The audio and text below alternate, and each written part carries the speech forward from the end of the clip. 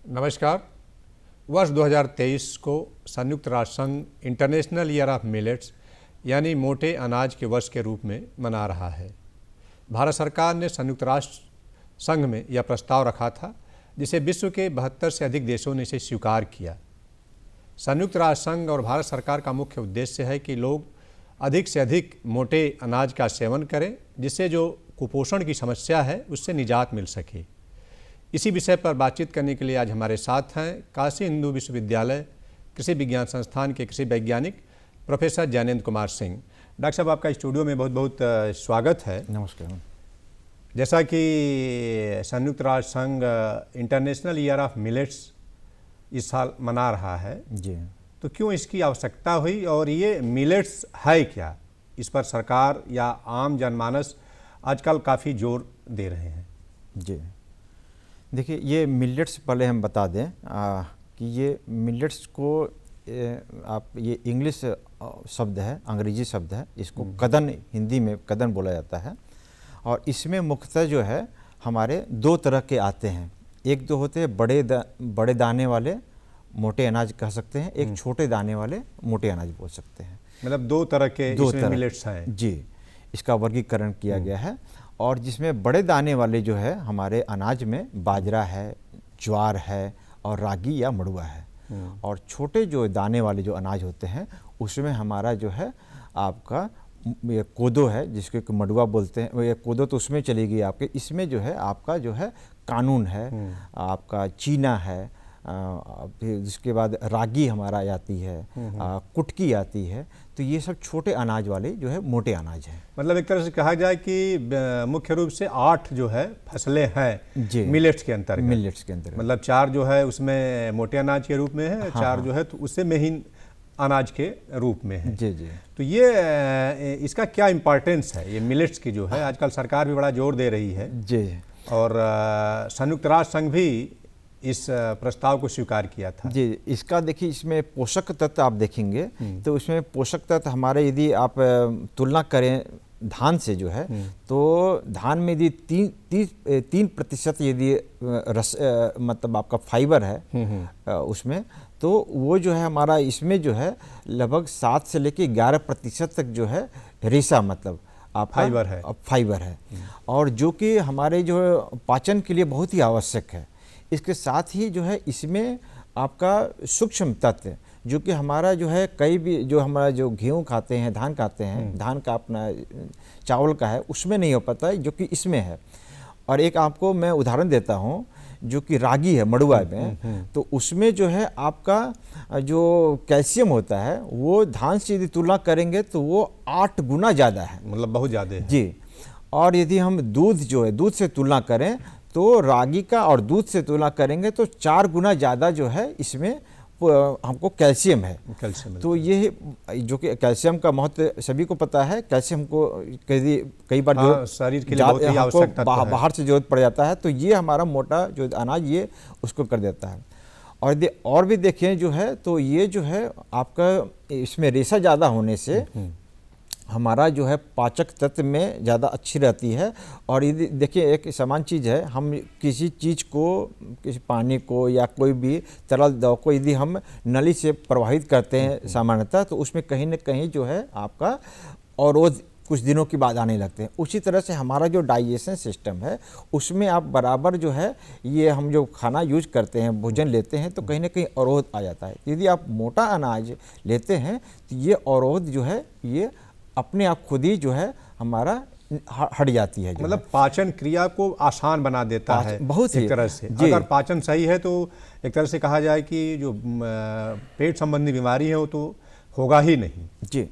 और इसके साथ ही जो है आप ये देखें कि जिनको शर्करा के मतलब मधुमेह की बीमारी है, या जिनको जो है आपका ब्लड प्रेशर जैसे हाई है, बीपी की, या हार्ट में मान लीजिए प्रॉब्लम है, या वृद्धावस्था में है जिसमें जो है, तो ये उसमें बहुत ही लाभदायक है।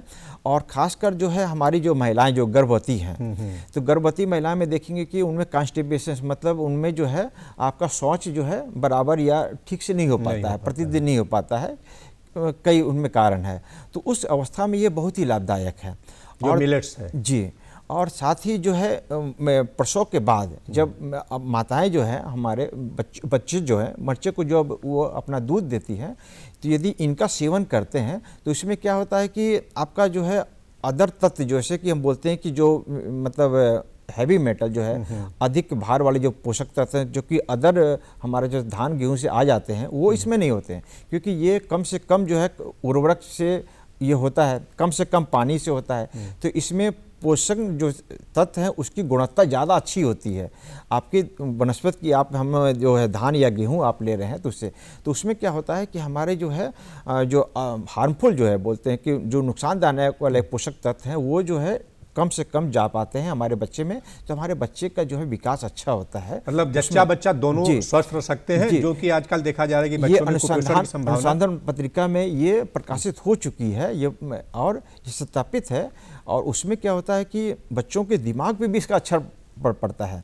और ऐसे भी सामान्यतः भी हम लोग ये बोलते हैं कि प्रतिदिन सप्ताह में कम से कम एक बार भी आप लेते हैं यदि इसको मोटे अनाज को जो है कदन को जो है अपने भोजन में जी, तो आप पर अच्छा प्रभाव पड़ेगा। और जैसे मान लीजिए आप जैसे कि कोई मधुमेह का है आपका, यदि हाई ब्लड प्रेशर का है या वृद्धावस्था में, तो आप प्रयास करें कि 2 से 3 दिन पे लें, आप कम से कम सप्ताह में 2 से 3 दिन तो लें। इसीलिए इसको जो है अब जो है अमीरों का जो है ये आपका अनाज अब बोलने लगे हैं, इसको जो है हम लोग बोलते हैं कि सुपर फूड जो है ये हो। और इंटरनेशनल रूप से कहा जाए तो अंतर्राष्ट्रीय पोषक अनाज वर्ष के रूप में भी संयुक्त राष्ट्र संघ इसका नाम दिया है कि मनाया जाता है। और एक और इम्पॉर्टेंस है डॉक्टर साहब की इसके सेवन मतलब इसके जो मिलेट्स हैं इसमें एंटीऑक्सीडेंट का गुण काफ़ी होता है, मतलब जो कैंसर्स के सेल हैं उसको भी जी बहुत अच्छा बताया। इसमें एंटीऑक्सीडेंट जो होता है जो एंटीऑक्सीडेंट ऐसा होता है कि जब हम लोग ये सब जो खाना लेते हैं कोई भी लेते हैं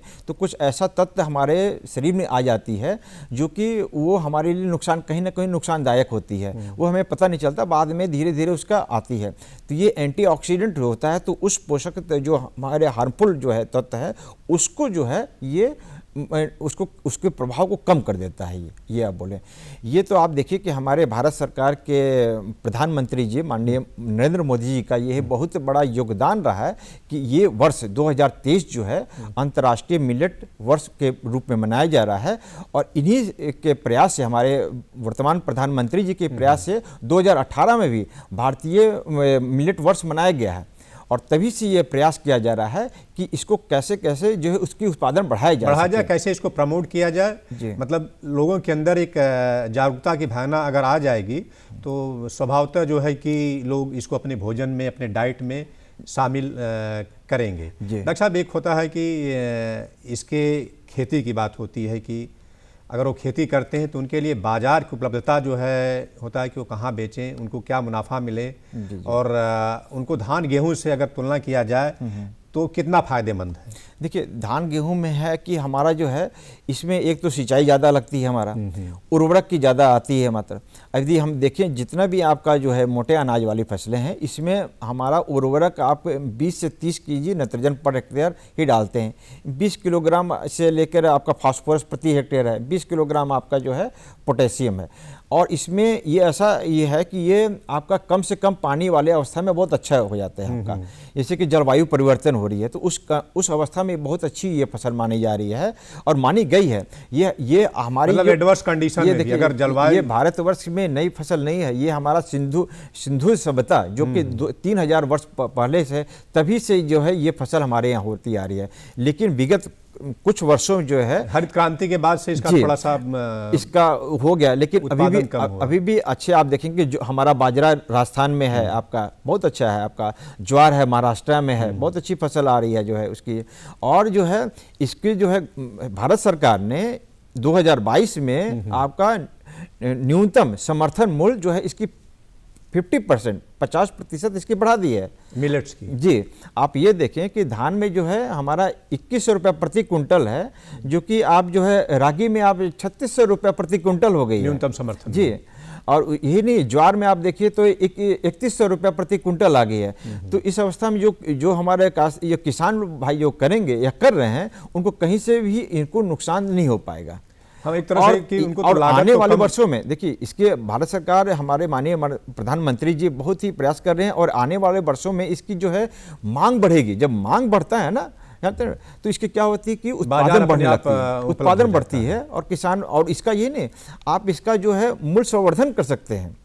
मतलब आप जो है इसकी लड्डू बना सकते हैं, दलिया बना सकते हैं, है ना, उसको खा सकते हैं। देखिए बाजरे में है कि आप जो है इसका, आपका उसका मतलब कई तरह आटा के बना व्यंजन लिए। बना करके जी, आप उसके बिल्कुल। वैल्यू एडिशन कर सकते वैल्यू हैं। एडिशन कर सकते हैं। जैसे बाजरा में है कि हम जो है 3 से 5 दिन तक ही रख सकते हैं इसको, उसका आटे बनाने के बाद। लेकिन और सब में जैसे कि हमारा है, तो उसको हम 15 दिन तक यूज कर सकते हैं, आपका प्रयोग कर सकते हैं उसको जो है। तो ये चीज़ है आप, मतलब उसको कई तरह के व्यंजन बना करके आप मार्केट में बेच भी सकते हैं, जिससे कि वैल्यू एडिशन हो जाएगा। जी, जी। और उसको आप यूज भी कर सकते हैं। जी जी डॉक्टर साहब, आपने एक चर्चा किया कि ये एडवर्स कंडीशन या एडवर्स क्लाइमेट में भी, जी और देखा जा रहा है कि इस समय जलवायु परिवर्तन का असर काफ़ी देखने को मिल रहा है, तो ऐसे में ये फसल कितना जो है लाभदायक है?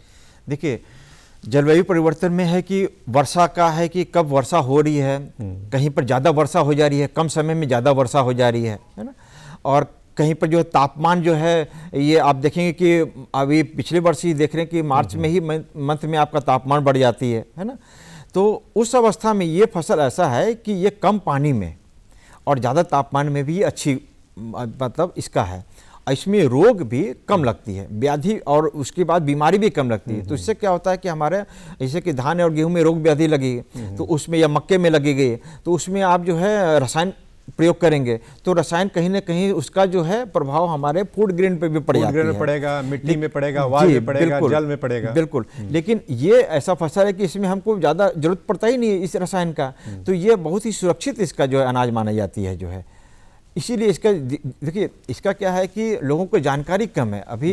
अब जैसे जानकारी होगा और कि ये बहुत अच्छी है, पहले लोग बहुत यूज़ करते थे, इसीलिए देखिए अब दिन प्रतिदिन जो है ये सब जो बीमारियां जो नई नई हम लोग सुनते हैं कि भाई बहुत ज़्यादा ये फैल रही, अब ये इसका प्रयोग करने से धीरे धीरे फिर हम लोग कम हो जाएंगे। फिर ये बीमारियां जो है, मतलब मोटापन का है, आपका मधुमेह का है ना, वृद्धावस्था में आपका जो है सांस ठीक से नहीं हो रहा है ना, पाचन क्रिया प्रतिक्रिया में कहीं और एक प्रभाव तरह से है। जो कैंसर की समस्या दिन पर दिन बढ़ रही है, उसमें तो बहुत ही अच्छा आपका जो है, क्योंकि ये आपका जो है एंटीऑक्सीडेंट जैसा बताए, इसके कारण से जो है ये कैंसर का प्रभाव भी कम होगा जो है। और एक तरह से जो हम काफ़ी मात्रा में फर्टिलाइजर का, फास्फोरस का, पोटेशियम का आयात भी करते हैं, जी जी। तो एक तरह से मतलब बचत भी होगी, और जो संसाधनों का एक तरह से जो समुचित प्रयोग होना चाहिए वो अच्छी तरह से हो जाता है। बिल्कुल बिल्कुल। देखिए आप खेती में ज़्यादा आप कहीं ना कहीं उर्वरक ज़्यादा डालते हैं आप जो है, या आप जो है ज़्यादा आप सिंचाई करते हैं, तो हमारे मृदा पे प्रभाव पड़ता है।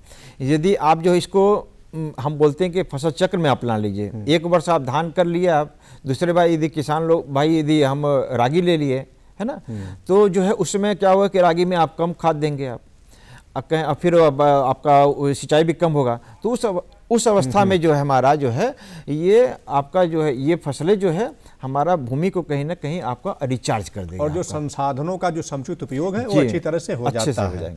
ठीक है डॉक्टर साहब, आप स्टूडियो में आए और अंतर्राष्ट्रीय जो मोटा अनाज वर्ष मनाया जा रहा है और मोटे अनाज का क्या महत्व है, इस बारे में हमारे दर्शक भाइयों को इतनी अच्छी जानकारी दी। और निश्चित ही समय की मांग है कि लोग इस तरफ उन्मुख होकर के खेती करेंगे, तो हमारा जो पर्यावरण है वो भी सुरक्षित रहेगा, जो कुपोषण की समस्या है उससे भी हम निजात पा सकेंगे। डॉक्टर साहब स्टूडियो में आए और जानकारी देने, बातचीत करने के लिए आपका बहुत बहुत धन्यवाद। नमस्कार। नमस्कार।